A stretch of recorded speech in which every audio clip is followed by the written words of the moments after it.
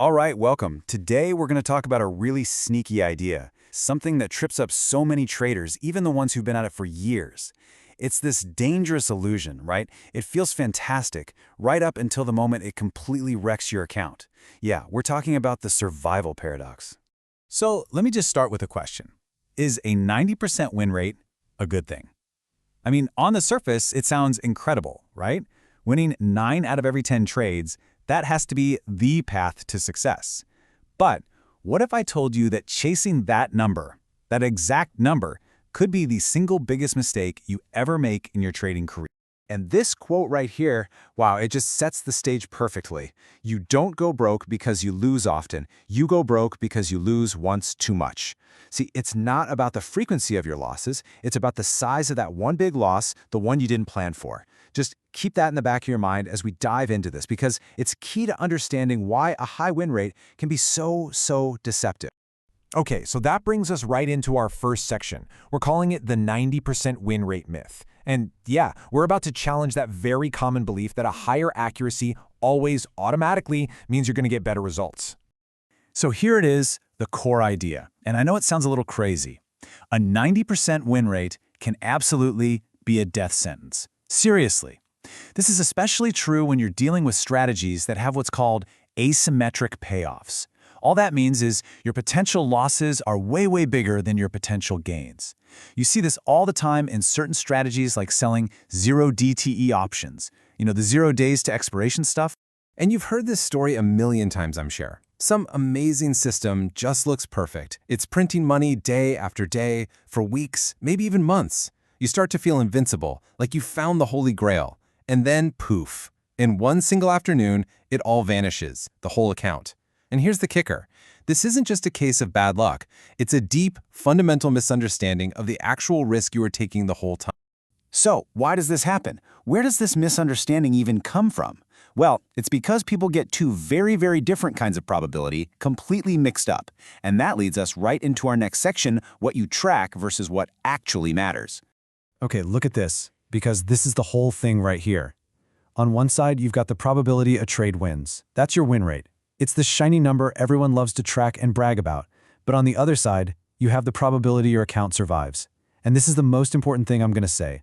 These two things are absolutely 100% not the same. And here's where the paradox really hits you. It's not just that they're different numbers. They can actually move in opposite directions.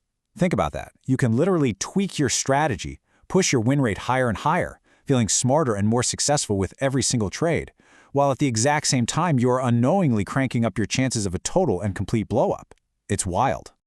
So you're probably asking, how on earth is that even possible? Well, it all comes down to the mechanics of the trades themselves, and that's exactly what we're going to break down in this next section, the asymmetric payoff problem. Okay, so most of these super high win rate strategies, they're almost always built on this same structure. You get this steady drip of small, frequent wins. And hey, it feels great. Build your confidence, you feel like a genius. But there's always a but.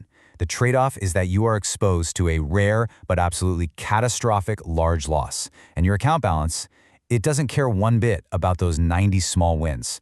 All it cares about is whether or not it can survive that one giant loss when it finally comes. And this just perfectly illustrates the mental shift you have to make. The typical retail trader asks, hey, what's my win rate? It's all about that ego boost. The professional, though, they ask a totally different question, a much more important question. They ask, what's the probability that I ever touch, say, a minus 20% drawdown before I hit my profit target? See the difference? Answering that question, that's the key to staying in the game long term. All right, now for anyone out there who's thinking, okay, this is a neat theory, but show me the proof. Let's get into the hard numbers. Welcome to the math of survival. We're going to run a little simulation here, a tale of two very different strategies. So here are our two contenders. First up is strategy A. It's got a respectable 60% win rate. Pretty straightforward. You either win $1 or you lose $1. Symmetrical. Then you've got strategy B. And on paper, wow, it looks incredible. A 90% win rate? Sure, the wins are smaller, but you're winning 9 times out of 10. Now, the losses are bigger, but hey, they're super rare, right? So, be honest. Which one are you picking? Well, Let's see what the math says after we run this thousands and thousands of times. The results are, honestly, they're stunning. Strategy A, the one with the worst win rate, has only a 1.4% chance of blowing up your account. We'll define that as a 20% drawdown. Now look at strategy B, our supposed superstar with the 90% win rate. It has a catastrophic 45.3% probability of going broke. That's not a typo. It is over 30 times more likely to fail completely.